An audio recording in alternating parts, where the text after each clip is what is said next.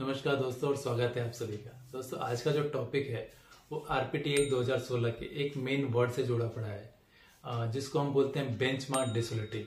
ये benchmark disability क्या है और इसका प्रयोग क्यों किया जाता है, खास करके आपका जो दिव्यांग सर्टिफिकेट बनता है वो बेंचमार्क डिसबिलिटी से ही जुड़ा पड़ा है।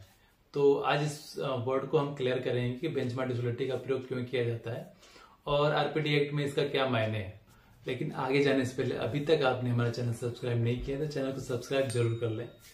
तो आइए जानते हैं बेंचमार्क डिसबिलिटी क्या है। तो दोस्तों आरपीटी एक्ट 2016 के अकॉर्डिंग जो भी दिव्यांगजन अपना सर्टिफिकेट बनवाने के लिए जाते हैं उनको कम से कम 40% दिव्यांगता जरूरी होती है। अगर आप अपना सर्टिफिकेट बनवाने के लिए जा रहे हैं और अपना डॉक्टर असेसमेंट करता है और आपका जो सर्टिफिकेट है उस पे उसने आपकी जो दिव्यांगता का प्रतिशत वो 40 से नीचे कर देता है तो आपको सरकार की योजनाओं का लाभ नहीं मिलेगा, क्योंकि आरपीटी 2016 में ये निर्धारित कर दिया गया है कि जिन दिव्यांग लोगों का डिसबिलिटी का जो परसेंटेज है वो 40% कम से कम होगा या फिर उससे ऊपर होगा, उन्हीं को सरकार की योजनाओं का लाभ मिलेगा।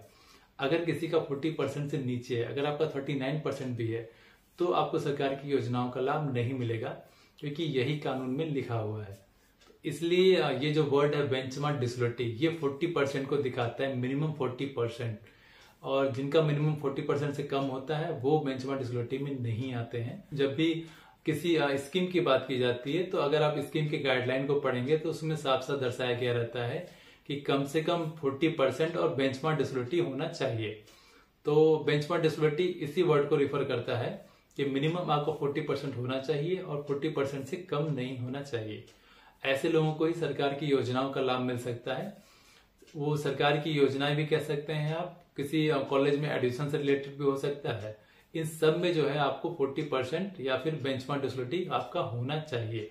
अगर बेंचमार्क डिसबिलिटी नहीं है तो आप जो है इन योजनाओं का लाभ नहीं ले सकते हैं, और ये सारी योजनाओं पे लागू होता है। इसके अलावा बहुत सारी योजनाएं ऐसी हैं जिसमें जो है अलग कैटेगरी डिफाइन किया गया है, अलग अलग परसेंटेज जो है वो डिफाइन किया गया है। जैसे मोटराइज्ड ट्राइसाइकिल के लिए 80% किया गया है, और अदर स्कीम्स में भी जैसे रेल में कंसेशन लेने के लिए अलग अलग जो है परसेंटेज डिफाइन किया गया है। तो इस तरह से अलग अलग आप डिसबिलिटी के थ्रू जाएंगे या फिर अलग अलग योजनाओं में जाएंगे तो अलग अलग परसेंटेज जो है डिफाइन किया गया है, लेकिन जो मिनिमम क्राइटेरिया है वो 40% ही है, बेंचमार्क डिसबिलिटी ही है। तो ये एक छोटा सा इंफॉर्मेशन था बेंचमार्क डिसबिलिटी को लेके जो आरपीटी एक्ट 2016 के अकॉर्डिंग आता है। आरपीटी एक्ट 2016 के और भी मेन जो फीचर्स हैं उसके बारे में हम वीडियोस लेके आएंगे, और हमारा ये सफर आरपीटी एक्ट 2016 को लेके चालू रहेगा। हमसे जुड़े रहिएगा और भी इंफॉर्मेशन लेने के लिए।